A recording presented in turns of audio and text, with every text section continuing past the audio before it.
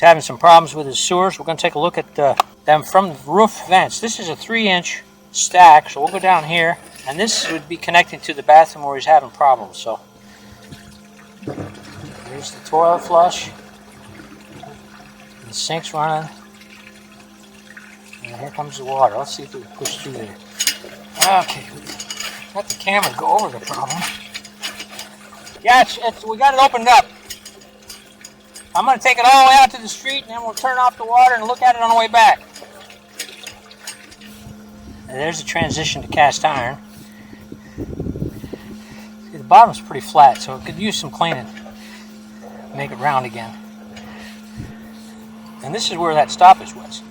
Look at all that crap. Oh, see, it's holding water here. So whatever's here is holding all that waste back.